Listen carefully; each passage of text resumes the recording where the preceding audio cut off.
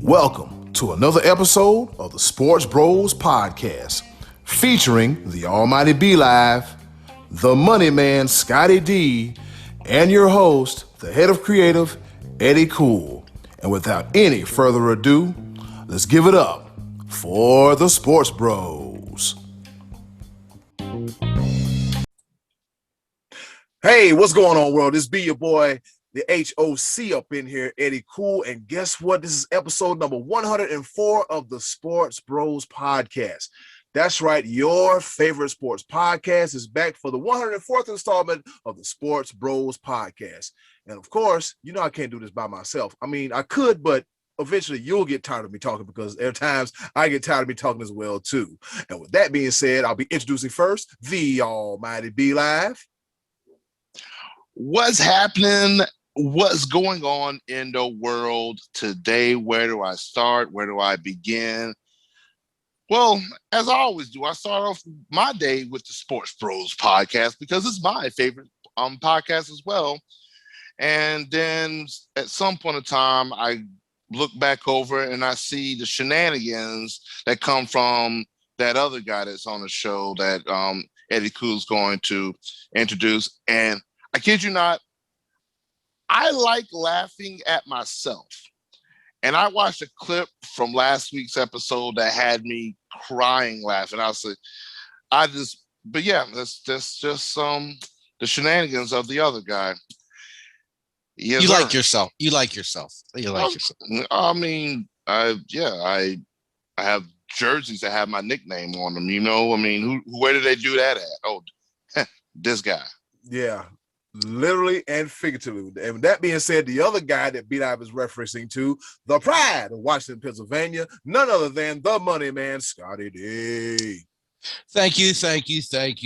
Good to be with you on this post Monday after the Masters, bros. Monday after the Masters. And all I can say, Matsuyama, I called it. I'm so glad I called that one.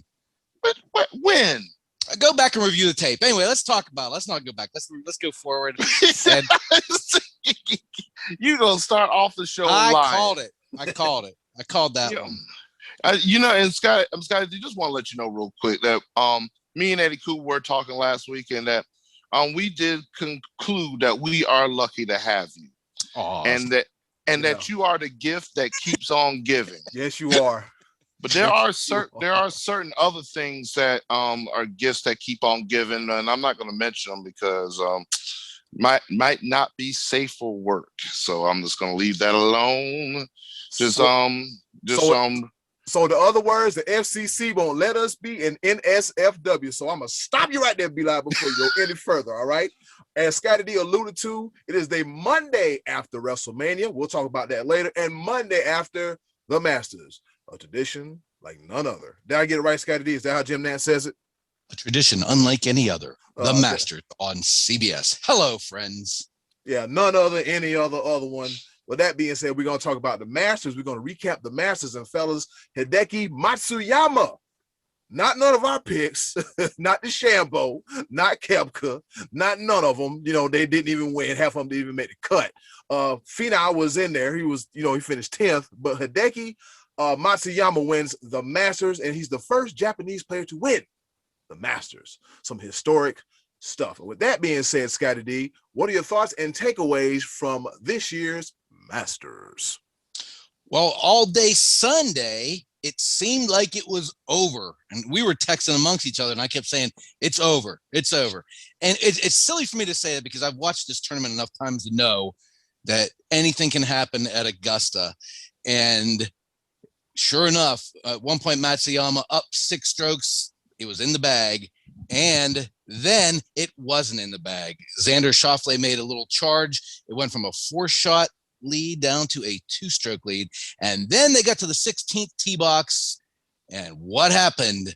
Xander Schauffele plunked one into the water, sealing the deal in essence. I actually think Matsuyama may have won the tournament by a couple more strokes had Schauffele not done that, because on his next shot, Matsuyama played the ball way out to the right and he didn't go after the flag hole. He played extra safe. It ended up being a 3-putt bogey. He actually bogeyed and picked up a stroke on that hole. In the meantime, you had young Will Zalatoris sitting at the clubhouse at 9 under, and he ended up only losing by a single stroke. That's I'll tell you what, guys, this is what is crazy about Augusta, really in golf in general. It's hard to, at the beginning of a tournament, make a pick. Eddie Cool, you picked Dustin Johnson. He didn't make the cut. This guy 6 months ago, not even 6 months ago, won this thing. He doesn't make the cut, and Will Zalatoris, who's never played it before, loses by a single stroke. I mean, that just shows you what a difficult course this is to navigate on a consistent basis. But after the weather delay, I think B-Lab, we were talking about that earlier, how Matsuyama on Saturday kind of really got hot. And at that point, my guy, Justin Thomas, was in the thick of things, come back from the weather delay. He had a triple bogey 8, and he was done for the tournament. He was pretty much gone. And it was there from that point, it was Matsuyama's pretty much to win. And congratulations to him for doing that, man. That's, he had they kept saying he has all this pressure on him. The weight of Japan was on, the weight of the world was watching him, and he came through. So good for him. And, I find him, even though he doesn't speak English, you hear what he's saying through his interpreter. I find him to be a likable guy. So congratulations to Hideki Matsuyama. And B-Live, as you mentioned, weather did play a factor at the Masters as well, too, correct? Oh, absolutely. And before I go into my expert analysis of the Masters, I'm not an expert, by the way, but I'm really starting to sound like one over the course of the past few weeks, boy. Some of the things that I've been coming to say have been coming into fruition. I said, and Scottie D's gonna give me my credit at some point in time. I said this was not over. Watch out for Xander. Watch out. Did I not?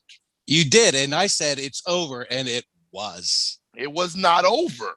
Did he win? Did Matsuyama win? Did he ever relinquish the lead? He came very over. It was very close. He tried to, but no, man, Xander, what are you doing? Kerplunk. Oh my goodness. And but it's one of the things I also mentioned I mentioned, as much as I like Dustin Johnson, playing in April, the conditions are completely different than playing in November. And that's why I couldn't get behind him. I just had a feeling that it wasn't going to be the same golf course. And guess what? I was right again. Man, DJ, what happened? But then I was just wrong with my picks anyway. Patrick can't play golf. I mean, I think he was like plus 12, missed the cut. DeChambeau barely made the cut, and then he couldn't get it all together. His short game, which we were praising him about that. Yeah, talk about that. Yeah. The short game that we praised Bryson DeChambeau, the improvements that he made and everything, was non-existent. Like, his driving game is we talk about that. That's always going to be the highlight of his game. But where he was improving, where he was consistently competitive, was his short game. And that did not exist at the Masters. It did not at all.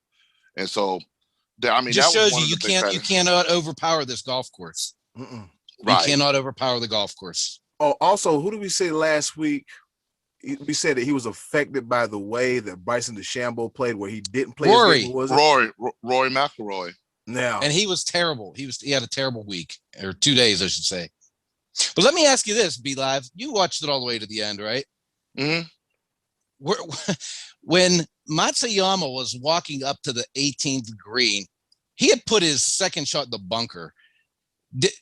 At that point, were you a little nervous that the fans were giving him a standing ovation? Because he had to make bogey to win, which seemingly shouldn't be that hard. But if that's me, I'm going in there, I'm going to take 3 shots to get out of that bunker and lose that tournament. Now I expect better from him, but they had earlier showed how Arnie Palmer in a similar situation had a bad bunker shot, a bad lie. He was plugged and end up double bogeying and losing the Masters.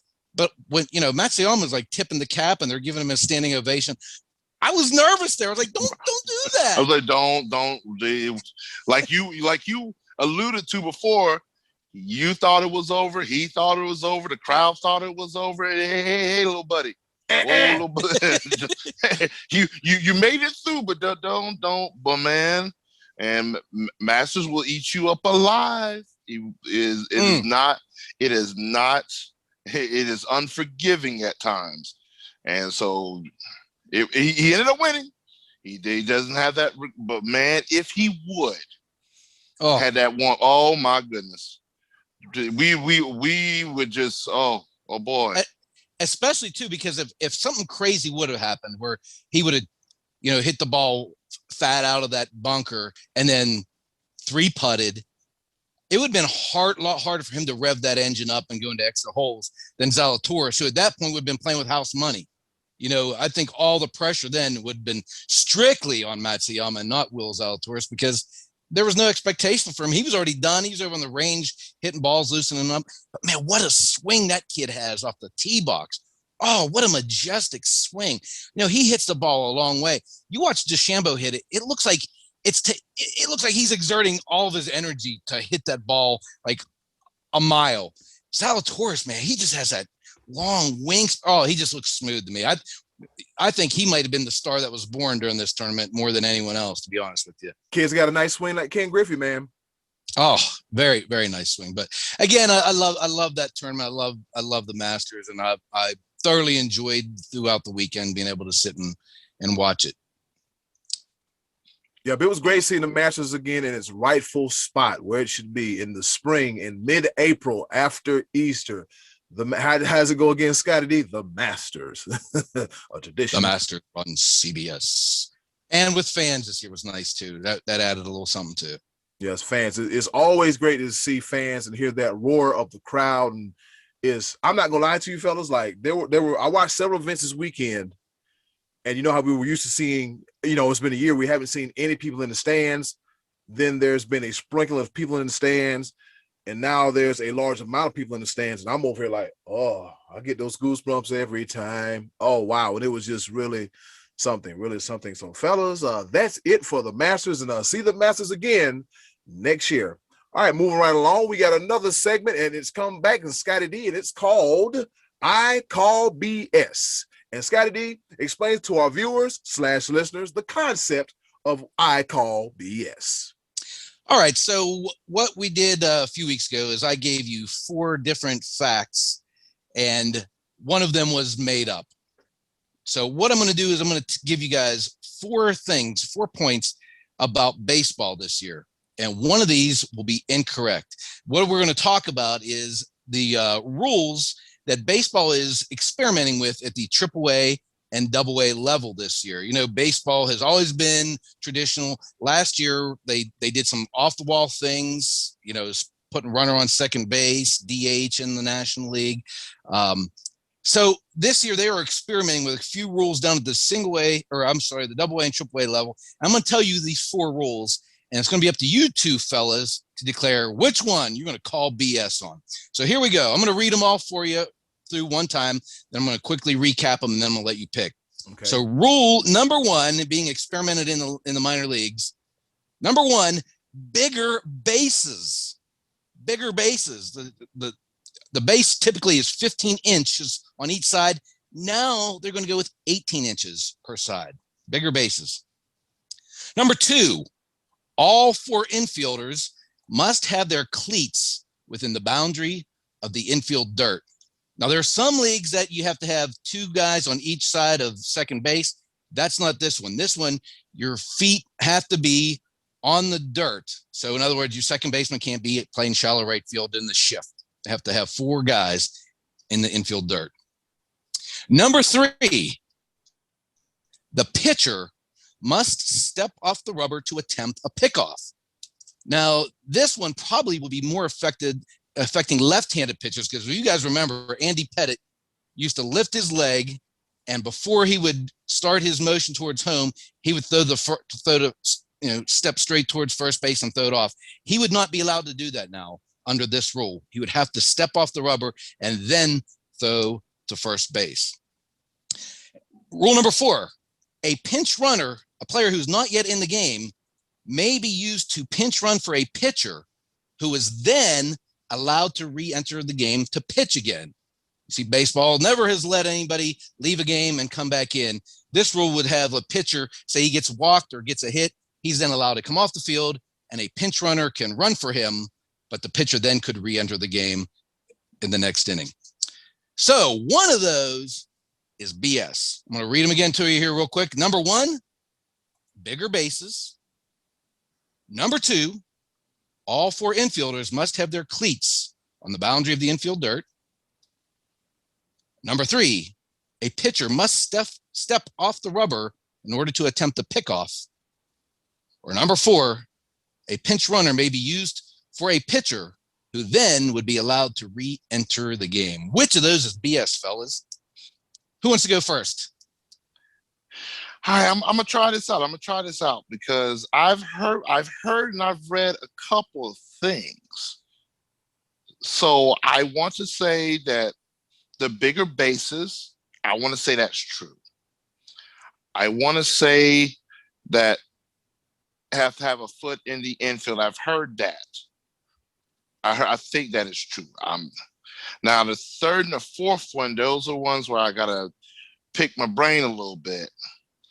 So you have to leave one of the rules is saying that you have to your feet have to be off the rubber before you throw the ball for a pickoff. Correct. You're not allowed to be on the rubber and throw to first base. You have to step off the rubber before. Otherwise, it'd be considered a balk. Right. And then the fourth one was that a pinch runner can come in for a pitcher, and the pitcher can re-enter the game. Yes. Any thoughts, Eddie? Cool. I'm calling BS on the fourth one. That just seems off tradition. Pinch runner comes in. I think that's BS. Okay. Eddie, cool. How about you? Where do you fall? I was going to narrow it down between the first one and the fourth one, because the first one with the expansion of the bases, I'm like, that gives somebody an advantage or a disadvantage.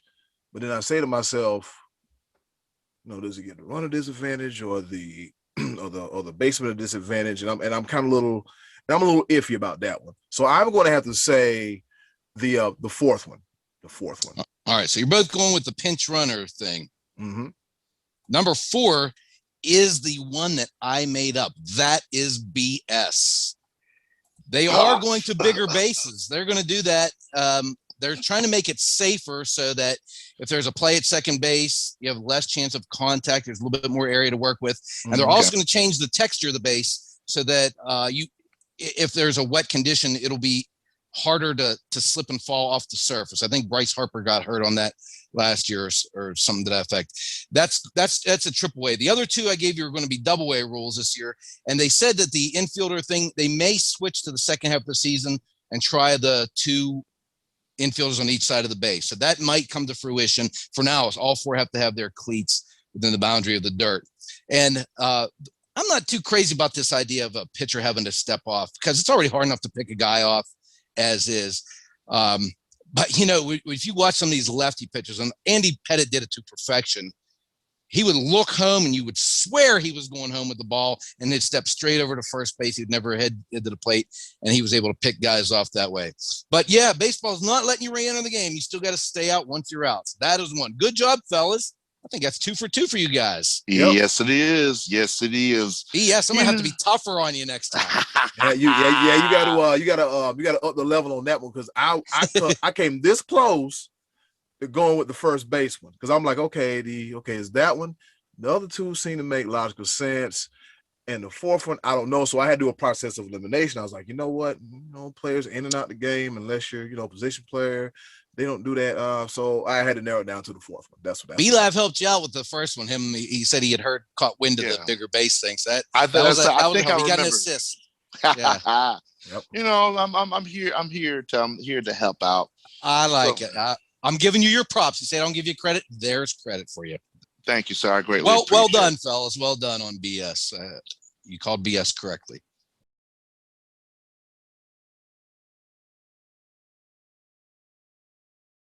It's been another great edition of I Call BS. Thank you once again, Scottie D, for another great edition of that segment of the show. Before we hit the record button and got on air, we got word that Julian Edelman won't be coming back to the New England Patriots. And rumor has one report said he failed the physical, and one report says, you know what, I'm just going to go ahead and retire. And with that being said, gentlemen, the question of Julian Edelman, is he a Hall of Famer? Yes and no, and why? Why not? B-Lab, I'll start with you first. Julian Edelman, I want to say when it comes to him, he redefined the role of the slot receiver. And it's one of those things where without a Julian Edelman, do we have the likes of Tyreek Hill or one of my personal favorites, you see the Paul, Hunter Renfrow? Yeah, I said it. His miracle performances as a walk-on. Yeah, I got to give props where props due, but whenever you think of slot receiver, you think of Julian Edelman. And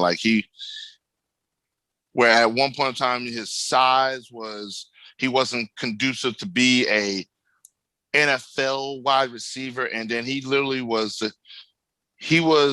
the consistency that helped Tom Brady become the greatest of all time.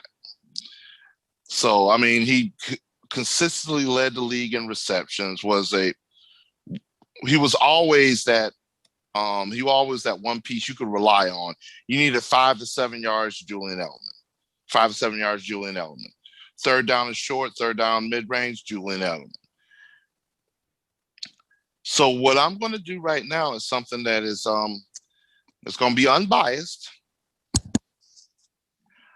I put him in the Hall of Fame.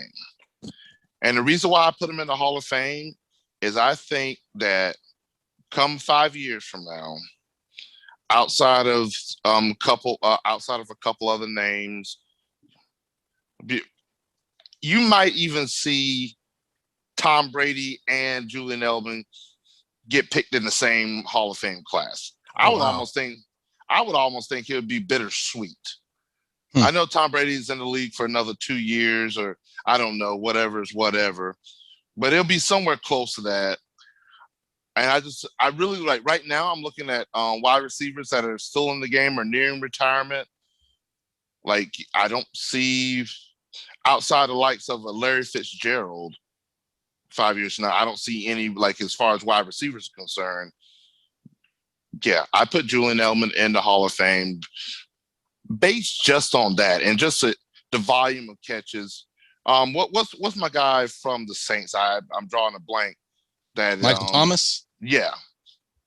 So, I mean, Julian Edelman was what Michael Thomas is today.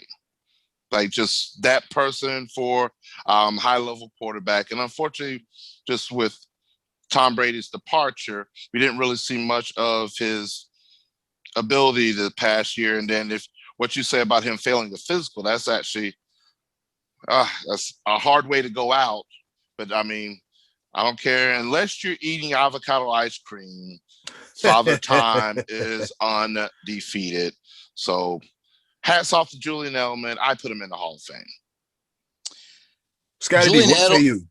Julian Edelman is number 2 overall in career postseason yards and touchdowns. Number 1's Jerry Rice. So he's an elite company right there.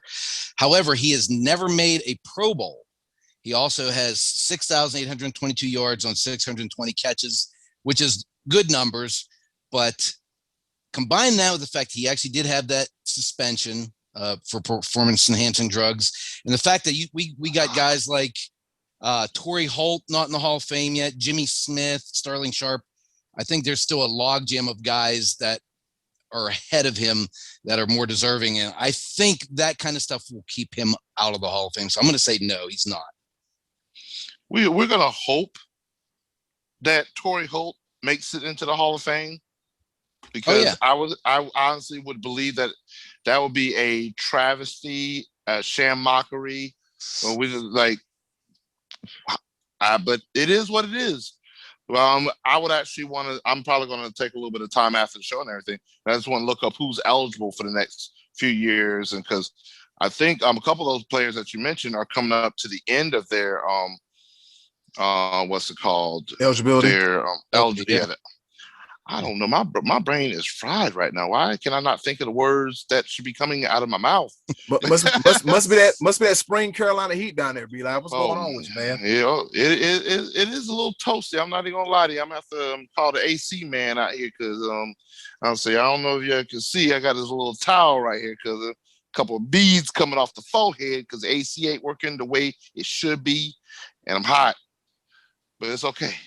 I'm gonna make it. The show must go on, and I might be able. I can afford to shed off a few pounds if I'm going to sweat it out. It's going to be okay. And I'm like the infamous words of the head of creative. It is what it is. Yes, sir. You gonna stop picking at my head. You gonna stop that. You gonna stop that. All right. So as far as you made up the name. You made up the name. I didn't make up the name. I just said he going with it. So I mean, and now that they get to see us every single week, I mean, they get to see that. They get to see that forehead in 4K. Wow. Okay, forehead. Holla at your boy. The name of the episode. There you go. Damn you, Be Live. Anyways, but anyways, in the case of Julian Edelman being a Hall of Famer, I think that it's going to be tough sledding because, as you mentioned, I'm looking at his numbers right now. Let's see, how many 1,000-yard seasons did he have? I saw 3 out of 11 seasons he's got over 1,000 yards, and as mentioned earlier, he's only second to Jerry Rice in all-time postseason yards too. I think that Julian Edelman may make the Hall of Fame, but it'll be like years down the road. Kind of like your boy Drew Pearson, Scottie D. It'll kind of be like him. Yeah, it took Drew a lifetime to get in there. But even Terrell Owens wasn't in his first try. Mm-hmm. And Mike Wervin was not in on his first try. I don't think Andre Rison. I mean, it's receivers get pushed back a little bit, and it seems like there's always a logjam of really good guys that they're waiting to get in. And I just don't know that Edelman had the regular season numbers. I mean, you can't discount what he did in the postseason, and that goes hand in hand with being Brady's go-to guy there for a few years. Whatever, it doesn't matter who was throwing him the ball. He was making the plays, and he was money when it mattered. But I just think he's more suited for the Hall of Very Good than the Hall of Fame. I think it's like you said, it's gonna be tough sledding to get him in. Yeah, it's gonna be tough sledding to get him in. And also in 2018, he was a Super Bowl MVP.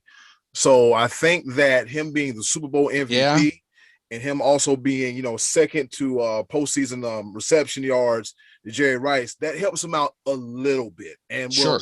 I'm sorry, and the 3 championships that he won as a member of the Patriots, that's 1, 2, 3. That'll help him out. But I think it'll be a Drew Pearson type of situation where years and years and years down the road, he finally gets in because he was a very instrumental part of those Patriots championship teams. So best of luck to Julian Edelman.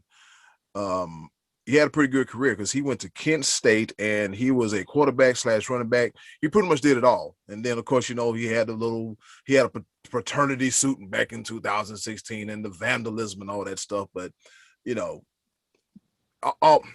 who ain't got something against him? You know what I'm saying? Who ain't got something against him? I mean, if there's been far worse being done, trust me, fellas, we all know, we've heard stories in the NFL of far worse being done. But guess what, fellas? We go from worse to better. And guess what time it is? What time is it? What time? What do we got? What we got going on? Is my watch working? I gotta charge it up. Oh, I know what it's time for. It's time for our favorite segment of the show, the choices of the voices. And with that being said, hey, yo, Button, hit it.